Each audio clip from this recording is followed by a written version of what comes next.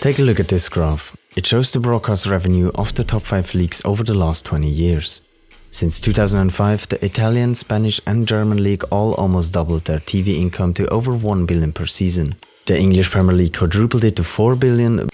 But then there's also the French league that actually makes less money than 20 years ago. This is a massive problem since TV revenue accounts for almost half of the total income of Europe's richest clubs. During the 2023-24 season, Real Madrid posted $1.1 billion in revenue. And many French clubs are already feeling the impact.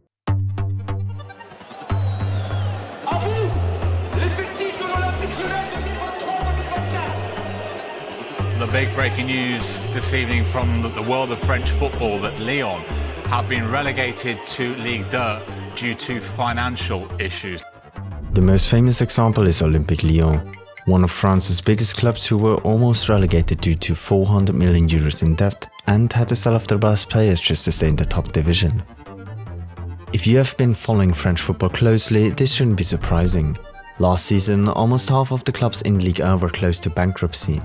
The French teams are even underperforming in international football, and Ligue 1 is close to losing its 5th spot in the UEFA ranking. And this is a huge disappointment for Nice, as their international journey finds an end. So how has French football gone so wrong that its clubs are now struggling to survive? Why is Ligue 1 losing viewers, revenue and prestige, and what does this mean for the future of French football?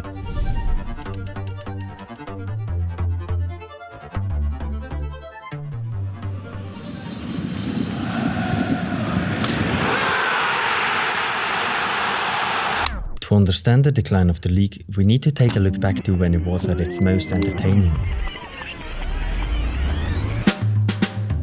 Although the French league was never considered Europe's number one, in the late 2000s, Ligue 1 had one of the most exciting title races in Europe. In the 6 seasons between 2007 and 2013, there were 6 different champions.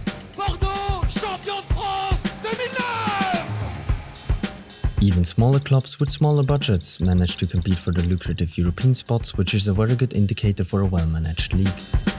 So how could this once so exciting league fall into a downward spiral so quickly? It all started with a meeting in Paris where 3 key figures from the football and the political world were involved. Former French President Nicolas Sarkozy, French football legend and former UEFA President Michel Platini, and the Emir of Qatar, Tamim bin Hamad Al Thani.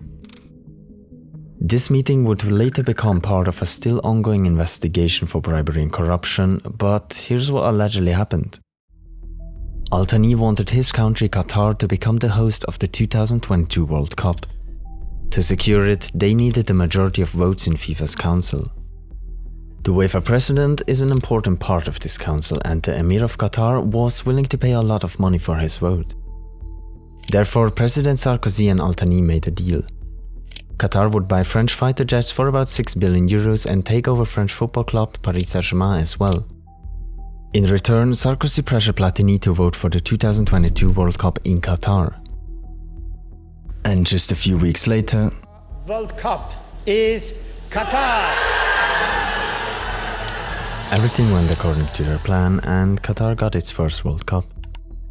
When Sarkozy and Al Thani made the deal, the French president didn't just want Qatar to save Paris Saint-Germain from bankruptcy, but also turn the club into one of the best in Europe. And the Emir kept his promise. High-profile signing of the summer. The world's most expensive defender. Joined PSG from Milan for a French record fee. This deal is worth 64 million euros. Qatar bought PSG and introduced a level of spending French football has never seen before. In the first 3 seasons, they spent over 300 million euros on player transfers, and it worked. Champion de France 2013-2014. We're champions, that's all that matters. Since 2012, Paris Saint-Germain only missed out on the title twice, and in order to stay competitive with them, other big French clubs turned to investors as well. However, nobody could compete with the resources of an oil and gas-rich state.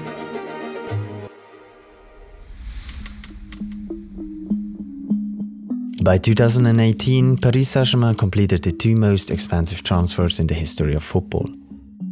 The new superstars brought more attention to French football, and therefore the French League was hoping to increase TV revenue when they were auctioning off broadcasting rights from 2020 until 2024. So far, Canal+ has been the league's loyal broadcast partner for nearly 4 decades. During this time, they invested heavily, even at a financial loss, to support Ligue 1's organic growth. However, this time everything was different. The Spanish company MediaPro won the auction with a bid of over 800 million euros per season, and French clubs were looking forward to a much needed financial boost from 2020 onward. Then the pandemic came. Games were played in empty stadiums, which meant that the clubs couldn't even sell tickets and were even more dependent on the promised broadcasting revenue. However, out of the 4 million subscribers needed for break-even, MediaPro attracted just 600,000, and after making only one payment, MediaPro defaulted. This put the French League in an emergency situation, forcing it to sell off the TV rights in lower-priced short-term deals. Ahead of the 2024-25 season, Ligue 1 secured a TV deal with DAZN worth just 500 million, its lowest in 19 years. As shown in the chart at the beginning, Serie A and the Bundesliga earn over 1 billion euros, La Liga 2 billion, and the Premier League up to 4 billion euros. The French League is the only top 5 league that has declining TV revenue over the last 20 years. The impact is severe. For example, PSG, last season's top earner, saw its TV income drop from 60 million to just 22 million euros. However, even the relatively low 500 million a season deal was unprofitable for DAZN, so they pulled out of its deal with Ligue 1 after just one season. Now the French League will become the first top league to launch its own TV and streaming platform. If it works, Ligue 1 could go from financial crisis to profitable business, but if it fails, clubs will suffer even more. That's why French clubs have already been advised not to count on domestic TV revenue for the new season's budget. A major setback, particularly for those not playing in UEFA competitions, where broadcasting on average accounts for almost half of their income. Clubs that qualify for international competitions now rely heavily on the income those tournaments provide. But for French teams, qualifying might soon get harder. That's because each country's Champions League spot depends on the UEFA ranking based on performance over the last 5 years. And France is at risk of losing its 5th spot to the Netherlands. Fewer spots means fewer teams in the competition and less money to stay competitive. PSG are champions of Europe. The city of Paris gets its title. PSG just won the Champions League for the first time, which gives France some much needed breathing room within the ranking.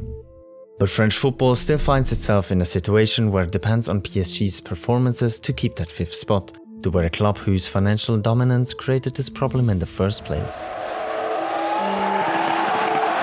Paris Saint-Germain are Ligue 1 champions once again.